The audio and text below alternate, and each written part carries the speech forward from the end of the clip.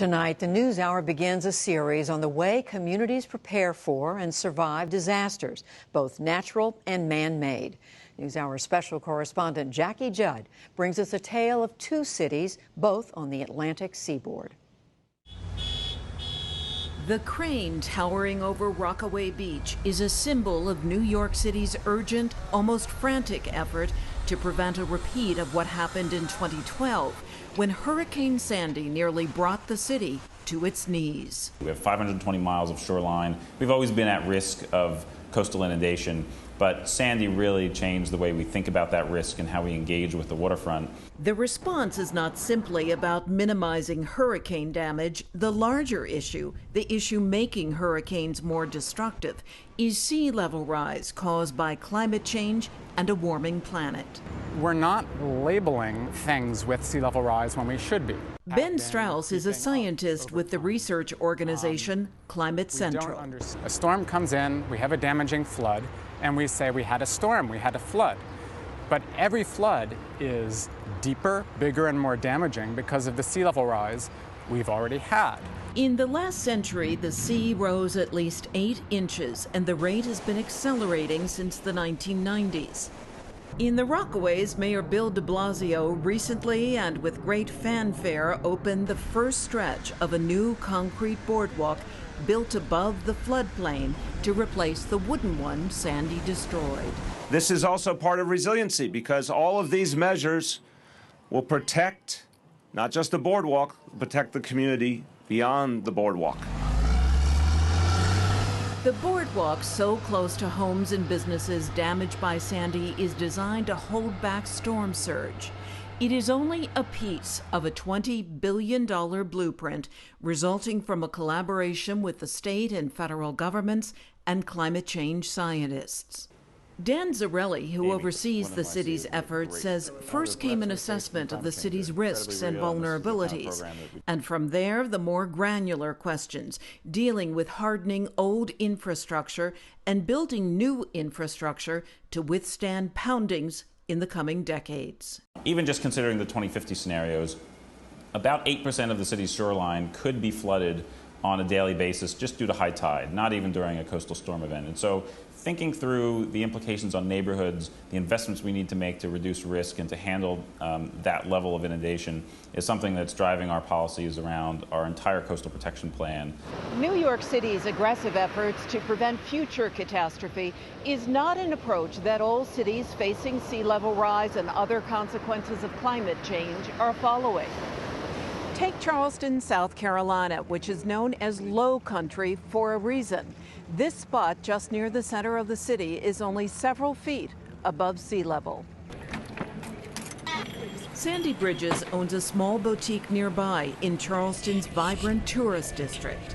High tide, rainy day, we just always experience flooding here. Guaranteed. It comes right up to my doorstep on a really heavy downpour. This is what it looked like near her store in 2012 after Hurricane Isaac brushed by the city. The fast-growing region is one of the eastern seaboard's most vulnerable. Waterways snake through the city and neighborhoods have been built on landfill. Flooding has plagued the city for generations, but it's getting worse. At a particularly high tide, floodwater already comes in through the seawall and through the sidewalk, and it fills the street right here at this intersection. Environmentalist Chris Carnevale says sometimes it doesn't even take rain during an unusual high tide to trigger what the locals call nuisance flooding. We used to see about 4.5 days of nuisance flooding per year in the mid-20th century. Now we're up to about 23 days per year.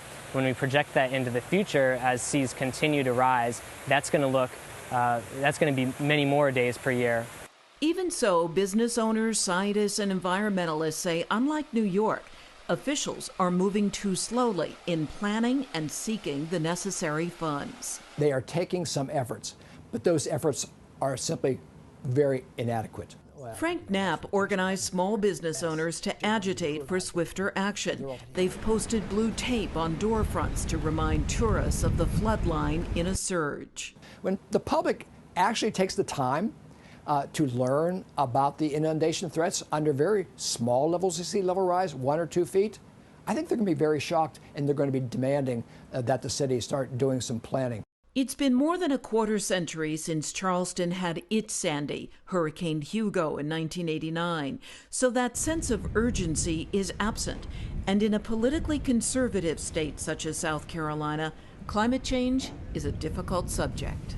They put that report in a drawer. They didn't want it to see light of day. Political columnist Brian Hicks says in 2011, scientists at the State Department of Natural Resources produced a report intended to sound the alarm, but political appointees shelved it. When they did finally release it, they changed the executive summary. And there were all these things about, that some scientists think this and some scientists think that. There's very much a denial factor here. And they deep-sixed it. Predictions for sea level rise in the next 100 years range from 1 foot to 6 feet. In Charleston, the creeping blue in this government map shows flooding that would occur at high tide with 1 to 5 feet of sea level rise. The higher end would wreak havoc. Liz Fly is part of a team of state scientists overseeing coastal conservation. There is the risk and likelihood of some communities going underwater with increased sea level rise. Climate change is not going to remove Charleston from the landscape. Joe Riley is the longtime mayor of Charleston. There's no cause for despair. It's all the incremental improvements will protect this beautiful historic city. The most significant improvements to date, according to Mayor Riley, are fortifications to the battery at the point of the Charleston Peninsula, and this extensive new drainage system designed to pull water out of the city as fast as it comes in. But there is no broad adaptation plan in place. Are you planning on a 1 foot rise? Is that the working assumption? We're planning on a range, and it's incremental. In each year or decade, you will, further calibrate that. What is the range? Well, the range, you need to ask our resiliency people, but we're, we see some a foot, some less than a foot, some more than a foot. Mayor Riley later clarified that he was not suggesting 1 foot was adequate for planning and described the drainage project as only a serious beginning to Charleston's preparations. Still, the administration has significant catching up to do. It's important for a community to look at that range of scenarios and think about their risk management and think about what decisions are high risk, and so maybe you should plan for a more extreme case of sea level rise, while some other decisions it might be okay to plan for. But that has not been decided in Charleston, right? No. New York City's robust approach is more the exception than the rule along the East Coast, especially among smaller cities like Charleston. This is a hard issue to really digest and tackle. We have no legal precedent, we have no institutional precedent for the idea that land will be disappearing. And we're ultimately going to need to take a very deep look at it to preserve the heritage of our cities. 100 years ago, they started planning and preserving and conserving Charleston. And 100 years from now, I want another little local business owner to be able to stand here and say the same thing. So that's what honestly concerns me, is that 100 years from now, this could be lost. Charleston Mayor Riley compares the threat of a rising sea to an enemy invasion, which is just how New York City is behaving as it builds new defenses. For both cities, there is no doubt that enemy is on the horizon. For the NewsHour, this is Jackie Judd in Charleston.